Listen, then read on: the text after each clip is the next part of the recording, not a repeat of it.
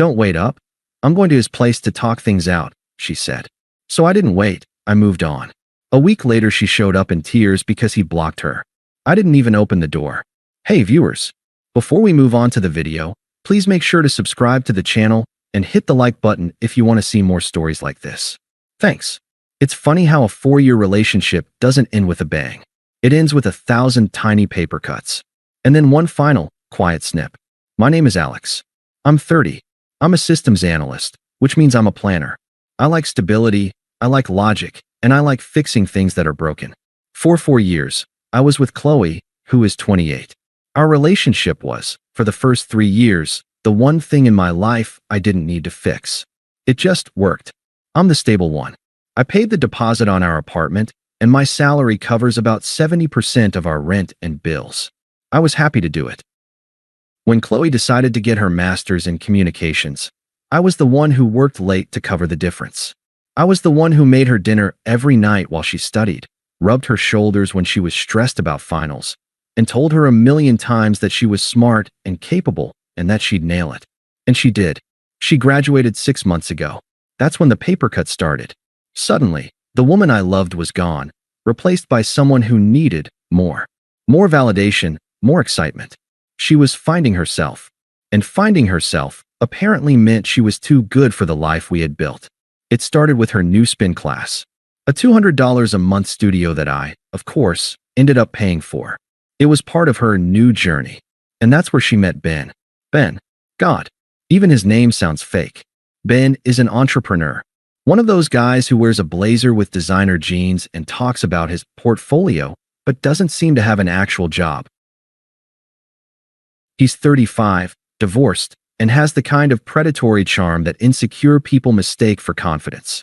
Qley, flush with her new degree and a sudden allergy to our boring life, was prime-grade meat. She started mentioning him casually. Ben says there's this great new rooftop bar. Ben thinks I should be looking at marketing, not a boring HR job. I'm not a jealous guy. I'm a logical guy. And the logic wasn't adding up.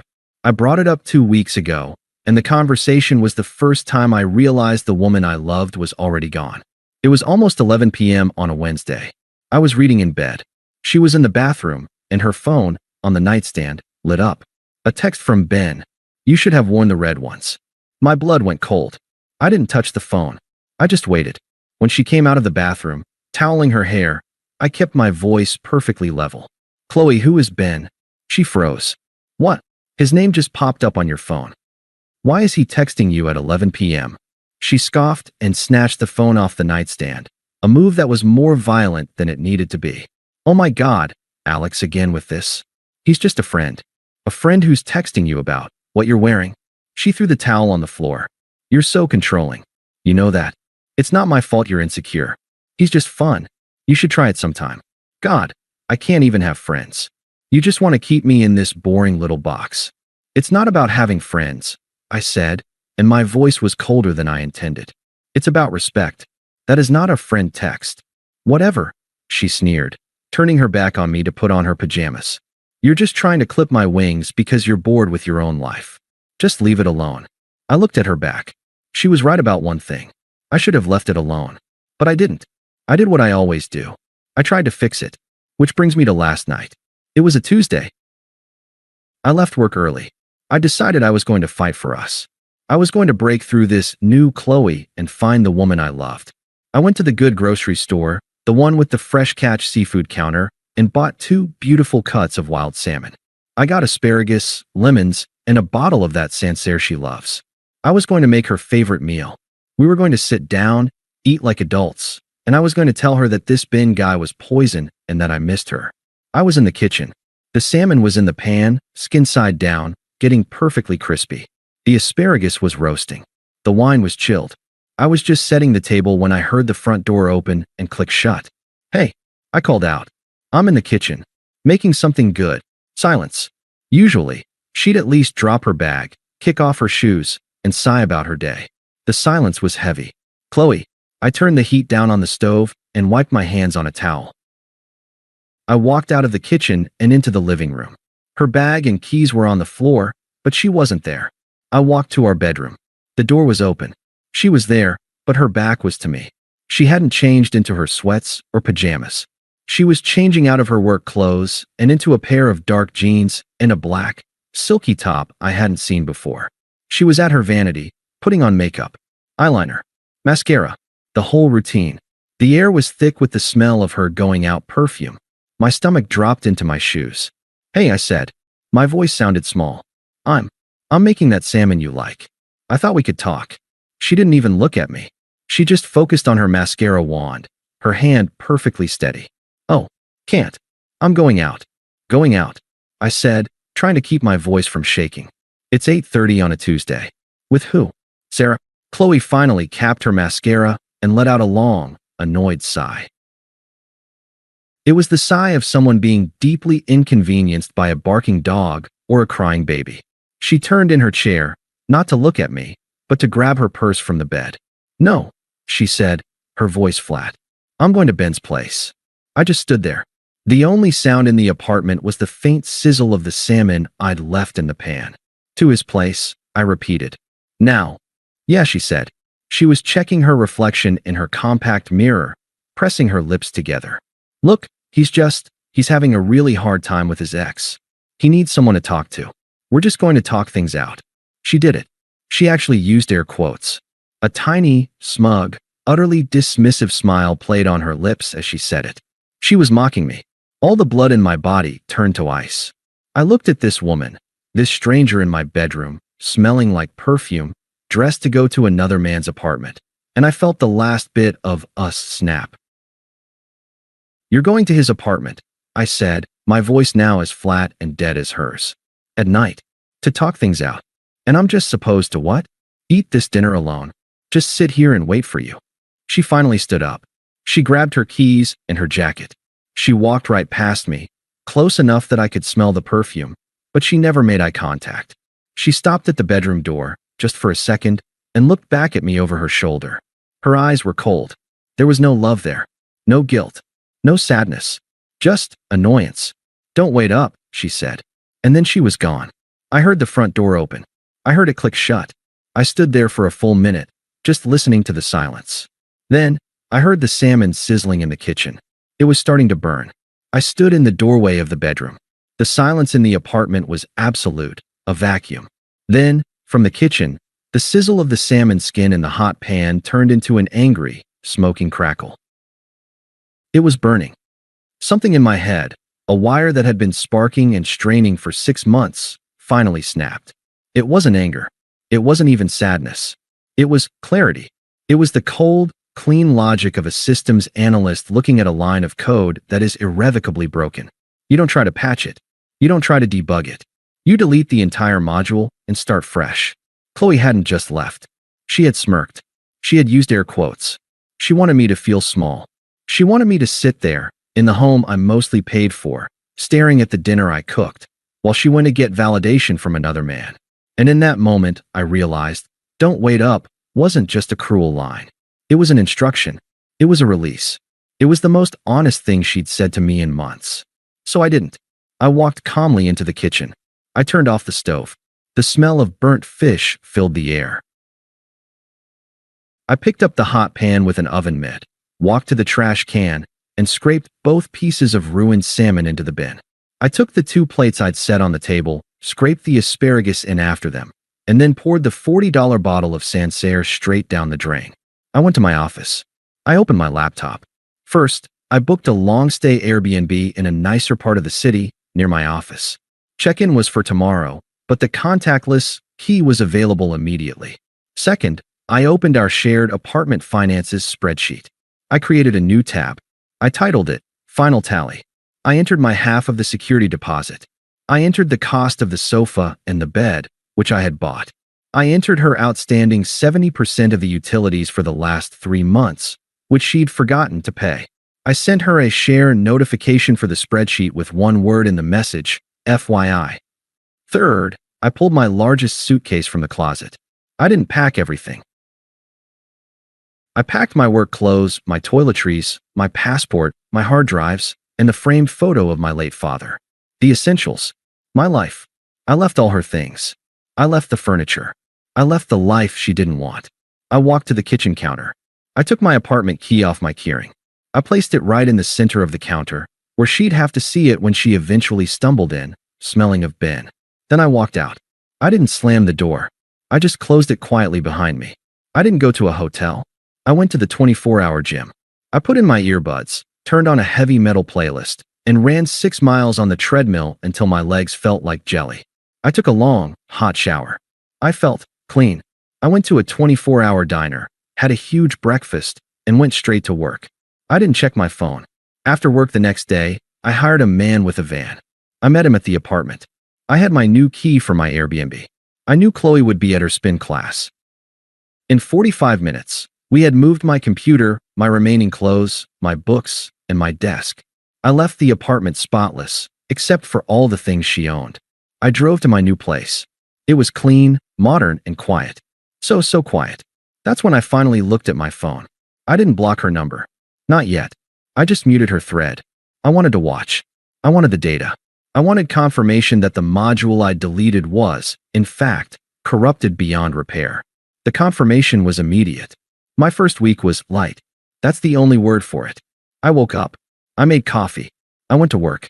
I'd been working on a complex optimization project, and with my head finally clear of all the domestic drama, I solved the central problem in 2 days.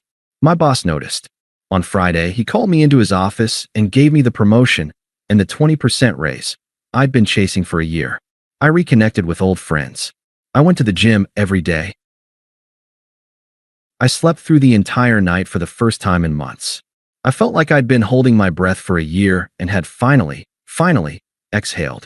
All the while, my muted phone was a ticker tape of her unraveling. I check it once a day, like reading a case file. Day 1. Wednesday morning, where are you? Seriously, where's your suitcase? This isn't funny. WTF, Alex, your work stuff is gone. What did you do? Day 1. Wednesday night, you can't just leave. This is so immature. You're acting like a child. Are you at your brother's? Call me. We need to talk about this. Day 2. Thursday, are you really doing this? Over one night. I told you we were just talking. You're unbelievable. You know, this is exactly why I need a break from you. You're so suffocating. Fine. Pout. See if I care. Day 3. Friday, silence. This was my favorite part. The silence. I knew exactly what it meant. She was with Ben. She was on her upgrade. She was probably laughing with him about her psycho ex, me, who had a tantrum and ran away. She was in her new, exciting life. She'd won. Day 4, Saturday.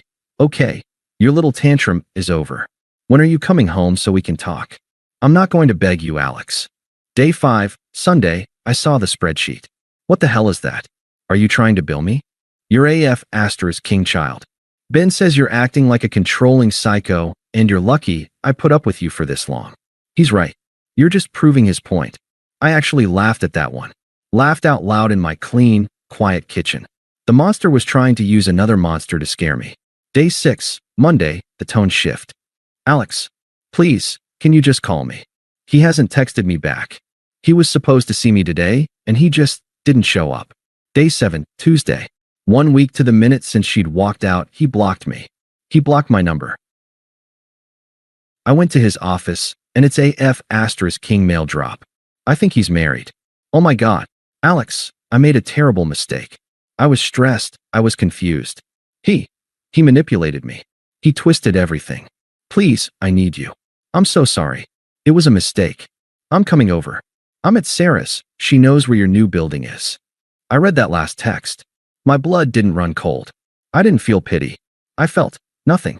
She wasn't texting me because she missed me. She was texting me because her upgrade failed. The safety net she'd smugly cut, thinking she could fly, was the only thing she had left. And she was on her way. The text said she was on her way. I had about 30 minutes, max. I went to my new, clean fridge and pulled out a bottle of water. I sat on my new, comfortable sofa and looked out the window at the city lights. I felt nothing. No anxiety. No dread. Just finality. My phone rang. It wasn't her. It was her best friend, Sarah. Sarah, who had been there the night Qley met Ben and told her to go for it. I hadn't blocked her number yet. I decided to answer. I was a planner, after all. I needed all the data. Alex, she said, her voice high and breathless. This is he. Alex, thank God. Qley is a wreck. You need to go to her. She's at my place. She's having a full-on breakdown. She can't even breathe. I took a sip of water.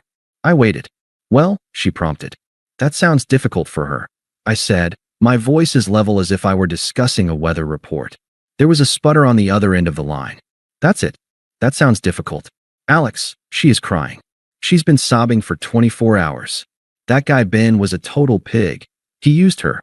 And you abandoned her when she needed you. The accusation was so absurd, so perfectly twisted, that I almost smiled. Abandoned her?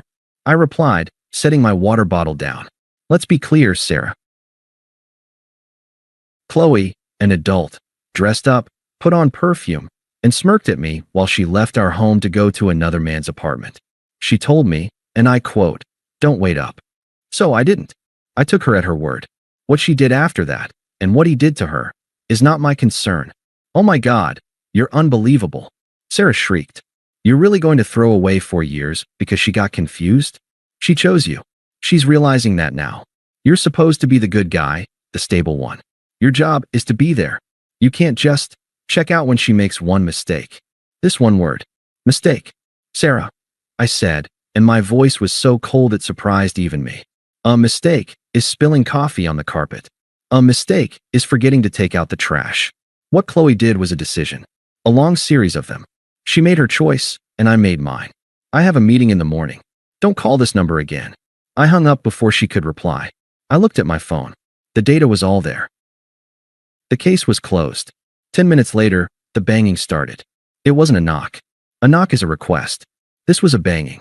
Frantic, open-palmed, desperate. It was the sound of someone who had lost all control. I set my phone down.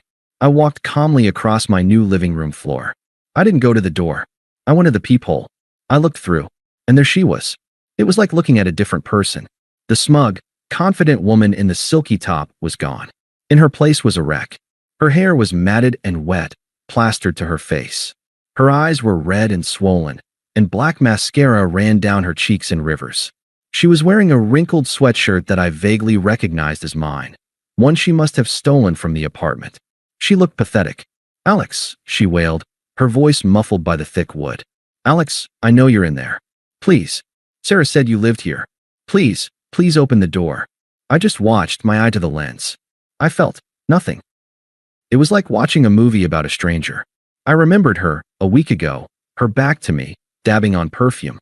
I remembered her smug, dismissive air quotes. We're just going to talk things out. He blocked me, she sobbed, sliding down the door until she was a heap on my doormat. He used me and he blocked me. Everything he said was a lie. He told me I was special. He said I was wasted on you. She took a ragged, shuddering breath. I was so stupid, Alex. I'm so sorry, she cried. Please, I have nowhere else to go. I miss you. I love you. It was always you. I was just scared. I was scared of how stable we were. Please, I'll do anything. I looked at this woman, this heap of self-pity, and I saw the truth. She didn't love me. She just loved the me that paid for her life. She loved the me that cooked her salmon. She loved the me that she could disrespect without consequence. Her, I love you, was just a panic button, slapped in desperation because her upgrade had failed. I watched her for one more second. Then, I calmly turned around. I walked back to my sofa. I picked up my phone. I went to my podcast app, put my earbuds in, and unpaused the episode I'd been listening to about database optimization. The sound of my podcast completely drowned out her sobs. And then, the sobs changed. The second she realized her key, the crying, the apologies, the "I love you" didn't work, the real Qley came out. Whomp, whomp, whomp. She was kicking the door. You bastard, she shrieked, her voice now a raw, animalistic snarl. You're just going to ignore me. After everything I did for you. You're a f***ing coward. You're a monster. Asterisk, the noise was unpleasant. But it was just noise. It was on the other side of a locked door. You're no better than he is, she screamed, her voice cracking. I hate you. The kicking and screaming continued for another 5 minutes. I just sat there, listening to my podcast, sipping my water. Eventually, the kicks turned back into sobs, and the sobs faded into muffled whimpers, And then, silence.